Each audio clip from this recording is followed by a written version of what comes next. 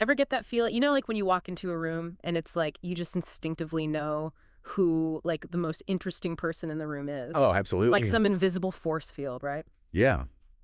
Well, get ready because today's deep dive, we're talking attraction. Oh, this is a good one. Buckle up because we're breaking down a concept that makes that invisible force field, a little less mysterious. Right. We're diving into the idea of hypergamy. Okay. And to help us unpack all of this, we're turning to a source that claims to crack the code, especially, it seems, for men out there. That's right. We're looking at Female Nature 101, Understanding Hypergamy and Attraction Dynamics. Female Nature 101. I like it. I mean, look, Yeah. even if the source is coming from, maybe like a more of a male perspective, right? I think there's a lot we can all take away from it. 100%. I mean, understanding these dynamics, no matter who you are, is, I think, incredibly valuable.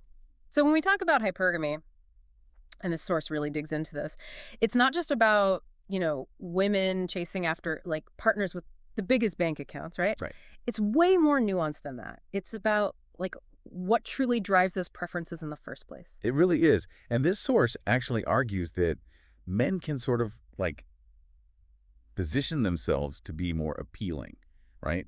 Like there are things you can do. Okay, so it's like there's a strategy here. Yeah, kind of like, they're not saying manipulate the system, but maybe understand the game a little bit. Right, like understand the rules, maybe. Right, exactly. So then what does that look like? Like, how does this whole, like, positioning yourself thing actually play out, like, according to, the source we're looking at?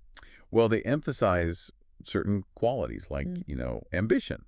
And not just ambition, but like how that actually plays out in real life, right? Oh, interesting. So, things like career success or, maybe an entrepreneurial spirit.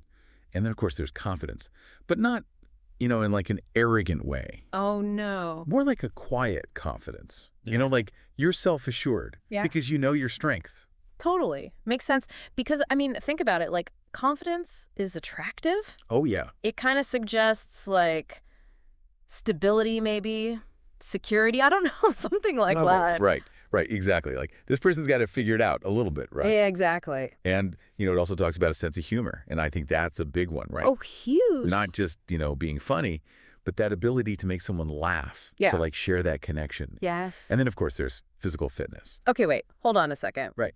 Are we saying that, like, if you don't have those washboard abs, like, forget about it? No, no, no. It's not about conforming to some like rigid Yeah. ideal, Yeah. right?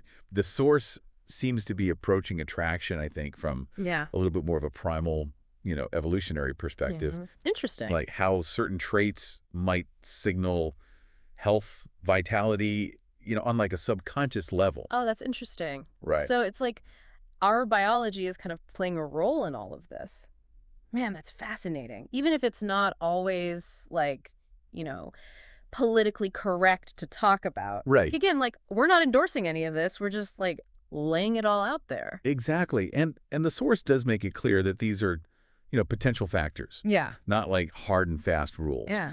And it really emphasizes individuality, being authentic, because ultimately, building a real connection with someone, that goes way beyond just checking boxes. Yes, right. It's like that saying, like, you can't make someone love you. You can only be someone they can love. Like, it's that kind of a thing. Yes, exactly. 100%. That's perfect, actually, because at the end of the day, understanding this, it's not about like manipulation.